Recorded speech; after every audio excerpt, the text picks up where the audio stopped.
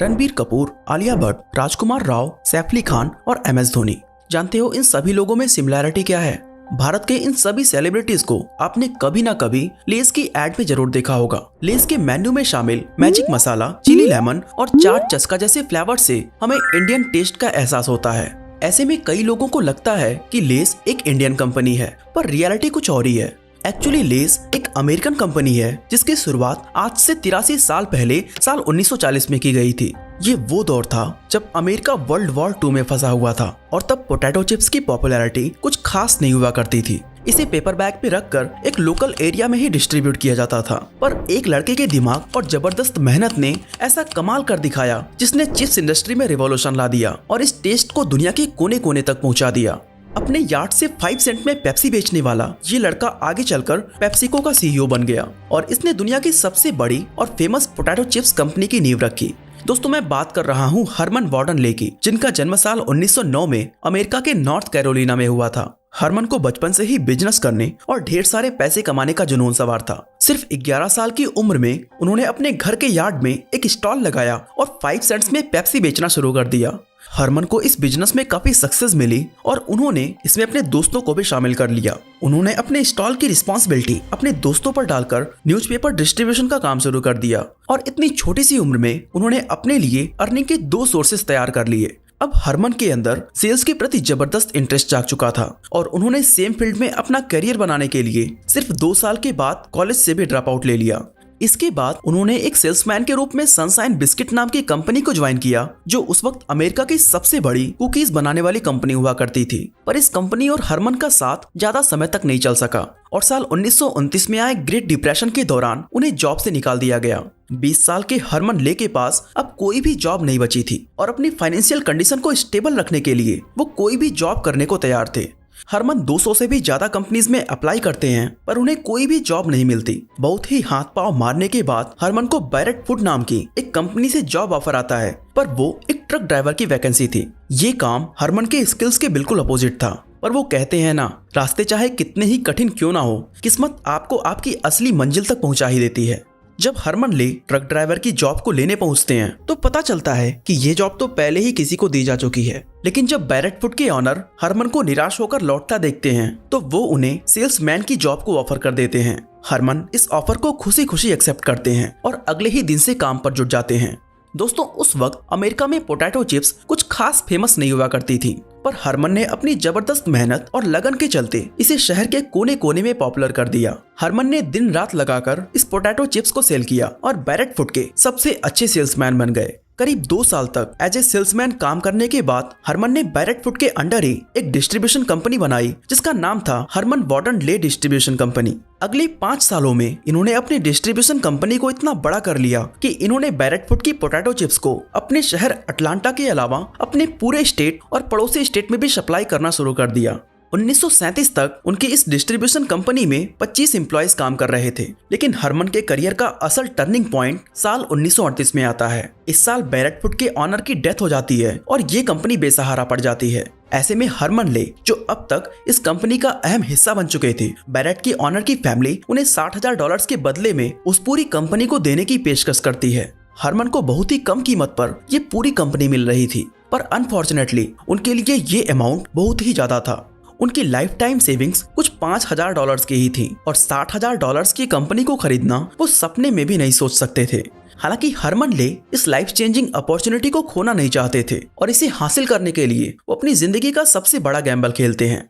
हरमन ले बैंक से $30,000 का लोन लेते हैं और बाकी के बचे $30,000 के बदले में उस फैमिली को कंपनी के शेयर्स देने की बात पर एग्री कर लेते हैं। अब बैरेट फूड की ऑनरशिप हरमन ले के पास आ जाती है और ऐसे में साल 1940 में शुरुआत होती है HW लेस की, जिसे आज हम लेस के नाम से जानते हैं, जो आज दुनिया की सबसे बड़ी पोटैटो चिप्स कंपनी है।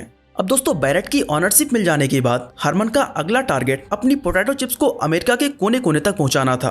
पर जैसा कि मैंने आपको वीडियो की शुरुआत में बताया था कि ये काम इतना भी आसान नहीं था। इनफैक्ट ये इतनी बड़ी दिक्कत थी जिसका सोल्यूशन उस समय कोई भी कंपनी नहीं निकाल पा रही थी। दरअसल उस वक्त पोटैटो चिप्स को पेपर बैग्स में डिस्ट्रीब्यूट किया जाता था, जो चिप्स के तेल के कारण गीले हो जाते थे और 1 से 2 दिनों के अंदर ये चिप्स भी सड़ जाया करती थी। पर हरमन ने इसका एक ऐसा सोल्यूशन खोजा जिसने चिप्स इंडस्ट्री में रिवॉल्यूशन ला दिया। हरमन ने अपनी चिप्स की पैकेजिंग के लिए ग्लाइसिन का यूज करना स्टार्ट कर दिया और इसका असर ये हुआ कि अगले 1 साल के अंदर ही लेज अमेरिका के 10 से भी ज्यादा स्टेट्स तक पहुंचने लगा। दोस्तों, ग्लाइसिन एक तरह का ग्लॉसी ट्रांसलूसेंट पेपर होता है जिस पर वाटर, एयर या ऑयल का कोई असर नहीं होता। पर आगे का रास्ता अब इतना भी आसान नहीं था। हरमन की जिंदगी उस समय एक नया मोड़ लेती है जब 7 दिसंबर 1941 को जापान पर्ल हैबर पर हमला करता है और अमेरिका वर्ल्ड वॉर 2 में कूद जाता है। वॉर को देखते हुए और रिसोर्सेज की बचत करने के लिए अमेरिकन गवर्नमेंट 300 से भी ज्यादा प्रोडक्ट्स को गैर जरूरी बताते हुए उनके प्रोडक्शन पर रोक लगा देती है।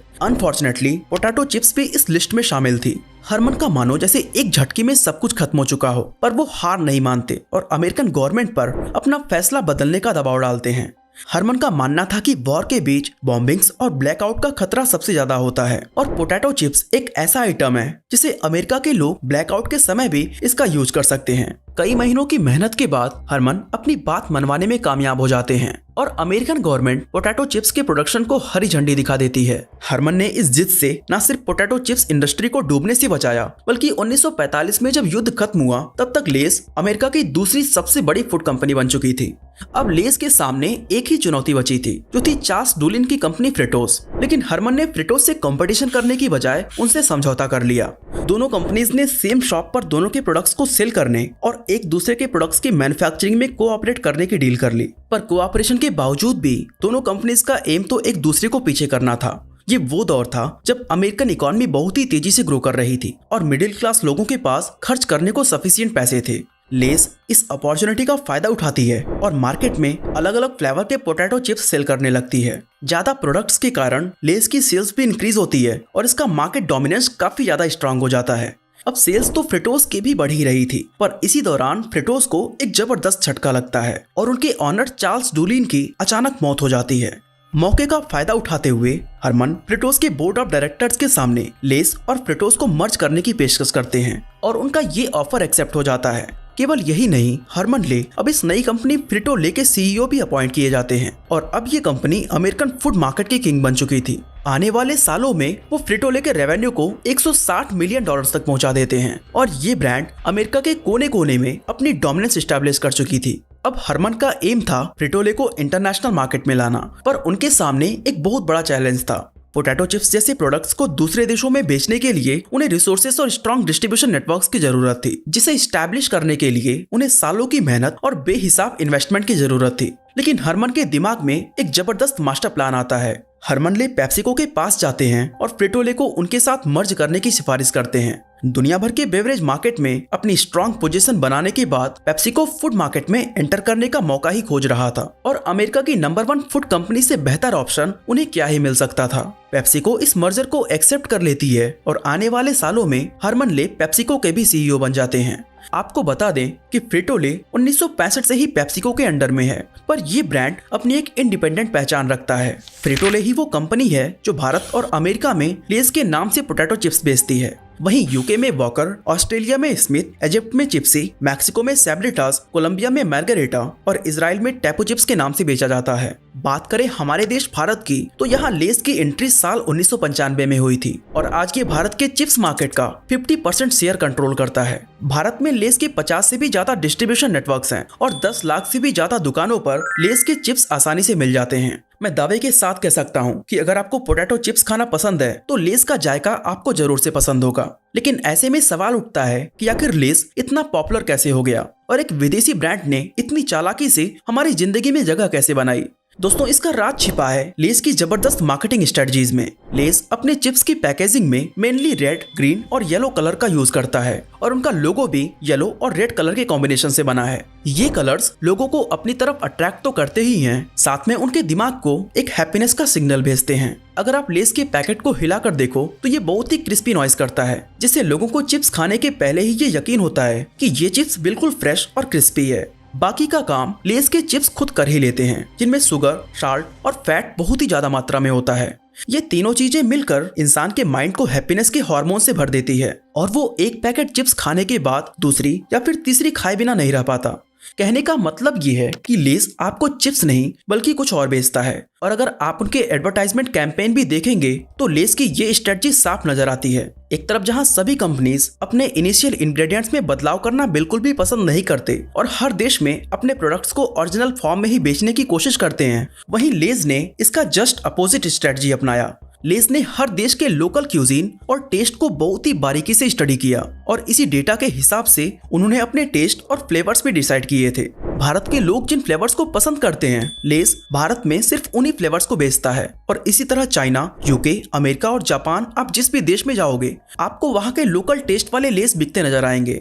इस कंपनी ने अपने ओवरऑल मार्केट का सेगमेंटेशन भी जबरदस्त तरीके से किया है। लेस अच्छे से जानता है कि रूरल इंडिया में 30 और 40 रुपए वाले प्रोडक्ट्स को सेल करना मुश्किल है, इसलिए गांव में आपको सिर्फ 5 और 10 रुपए वाले लेस के पैकेट ही देखने को मिलेंगे। इन्होंने अलग अलग जरूरतें और फाइनेंशियल स्टेटस वाले लोगों को ध्यान में रखते हुए अपने प्रोडक्ट्स को ऐसे डिस्ट्रीब्यूट किया हुआ है कि उनकी सेल्स मैक्सिमम हो और कोई दूसरी कंपनी उन्हें टक्कर ना दे पाए।